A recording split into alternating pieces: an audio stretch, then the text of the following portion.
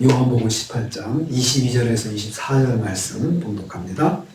요한복음 18장 22절에서 24절 말씀 같이 봉독합니다. 이 말씀을 하시매 곁에 섰던 아랫사람 하나가 손으로 예수를 쳐 이르되 내가 대제사장에게 이같이 대답하느냐 하니 예수께서 대답하시되 내가 말을 잘못하였으면 그 잘못한 것을 증언하라. 바른 말을 하였으면 내가 어찌하여 나를 치느냐 하시더라. 안나스가 예수를 결박한 그대로 대제사장 가야바에게 보내니라. 아멘. 아멘. 오늘 말씀은 예수님께서 대제사장의 무리 중 한 사람으로부터 모욕을 당하시는 것을 내용으로 하고 있습니다. 예수께서 한 사람에게 뺨을 맞으셨습니다. 22절 말씀입니다. 대제사장을 따르는 무리 중 한 사람이라고 했습니다. 이 사람은 아마도 율법을 수호하는 대제사장의 측근이었습니다. 이 사람도 역시 철저한 율법주의자임을 알 수 있습니다. 제사장의 측근이니까 철저하게 율법을 준수하고 율법을 가르치는 그런 사람이라는 것입니다. 예수님의 얼굴을 손으로 후려친 것입니다. 모욕적인 답변으로 대제사장을 부정하게 하였다는 이유입니다. 그러니까 우리가 좀 높은 사람한테 말을 애매하게 한다든지 농담을 한다든지 그러면 무례하다, 예의가 없다 그런 생각을 하잖아요. 그런 것처럼 이 사람은 대제사장에게 예수님이 대답하는 것이 바르게 대답을 하지 않고 누구한테 물어보라 이렇게 말한 것을 제사장을 부정하게 만든 것이다 이렇게 생각을 한 거예요. 그래서 예수님을 뺨을 때린 것입니다. 내가 대제사장에 이와 같이 대답하느냐 이런 말을 하면서 말을 들은 사람에게 물어보라 하신 예수님의 대답이 제사장을 모욕했다는 것입니다. 그래서 예수님의 얼굴을 손바닥으로 후려친 것입니다. 예수님께서 매우 모욕적인 그런 대접을 받고 계신 거죠. 예수님은 손바닥으로 얼굴을 맞는 모욕을 당하셨습니다. 대제사장을 모욕했다. 사실은 히브리서 말씀에 보면 영원한 대제사장이신 예수님이신데 그 인간 대제사장의 하속이 예수님을 그렇게 모욕을 했습니다. 두 번째로 예수께서 그 사람에게 치는 이유를 물으셨습니다. 23절 말씀입니다. 뺨을 맞으신 예수께서 자신이 잘못 말씀하신 것이 있으면 증언하라고 그 사람에게 반문하였습니다. 예수님은 방금 전 대제사장에게 대답하신 말씀과 지금까지 사람들에게 전하신 말씀 중에 하나도 부정한 것이 없음을 강조하신 것이죠. 대제사장에게도 부정한 말을 한 적이 없고 지금까지 예수님께서 사람들에게 전하신 말씀도 부정한 말씀이 하나도 없는데 왜 그렇게 나를 치느냐라고 물으신 것이죠. 그 사람이 예수님의 대답을 대제사장에 대한 부정과 모욕으로 보았음을 아신 것입니다. 영원한 대제사장이신 예수님을 모욕하는 자신의 부정을 깨닫지 못하는 이 영적인 우매함을 여기서 우리는 볼 수 있습니다. 영적으로 우매하면 그렇게 할 수가 있다는 것이죠. 영원한 대제사장이신 예수님을 영화롭게 높여드려야 하는데 그렇게 하지 못하고 오히려 예수님을 모욕하는 그런 행동을 하고 있는 것입니다. 우리는 영원한 대제사장이신 예수님을 영화롭게 높여드려야 합니다. 세 번째로 예수께서 묶인 채로 대제사장 가야바에게 보내졌다라고 했습니다. 24절 말씀입니다. 이에 대해서 직전 대제사장인 안나스는 현재 대제사장 가야바에게 예수님을 보냅니다. 그러니까 지금 예수님께서 모욕을 당하시는 그 장면을 앞에서 보고도 거기에 대해서 뭐라고 언급하지 않고 한마디도 말하지 않고 그냥 예수님을 묶은 채로 그냥 현재 대제사장에게 보내는 것입니다. 예수님에 대해서 특별한 언급을 하지 않고 모욕만 안겨주고 다시 모욕적인 모습으로 예수님을 내돌리는 것이죠.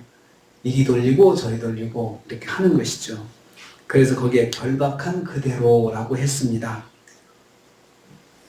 예수님께서 현행범이 아니잖아요. 죄가 입증된 것도 아니잖아요. 그런데 결박을 할 필요가 없거든요.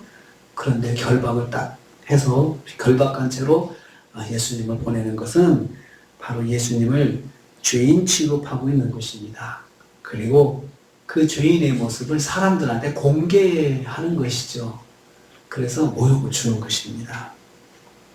그곳에는 사내들인 공회가 이미 소집되어 있었습니다.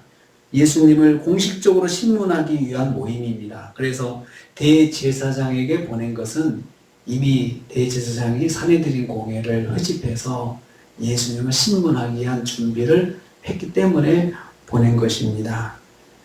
종교 지도자들은 원래 사내들인의 규정 중에서 죄인을 당일날 신문하는 것 금지하고 야간 신문을 금지하고 이게 사내들인의 규정이거든요. 이런 것들을 다 깨뜨리고 이 사람들이 다 일치하는 마음으로 모여가지고 예수님을 신문하려고 이렇게 준비하고 있는데 아주 일사천리로 6월절 전에 예수님을 죽이려고 속전속결 재판을 하고 있음을 볼 수 있습니다. 그런데요, 이것은 이 사람들은 자기 욕심에 또 자기들의 그런 악한 계획에 이렇게 예수님을 속전속결 자기들이 가지고 있는 그 일반적인 그 법칙도 규칙도 규정도 어겨가면서 속전속결 하지만 사실은 하나님께서 예수님을 6월절 어린 양으로 만드시는 6월절 어린 양으로 드려지게 하는 그 하나님의 시간표에 딱 들어맞게 되는 것입니다. 사람들은 악한 계획을 가지고 자기 계획대로 진행하지만 사실은 그 속에 하나님의 계획이 있습니다. 그래서 하나님은 그들이 악하게 모든 걸 만들어 가고 하더라도 하나님께서 합력해서 선을 이루신다. 그래서 우리가 당하는 모든 일에는 거기에는 하나님의 뜻이 있습니다. 그래서 항상 하나님의 뜻을 물어봐야 됩니다.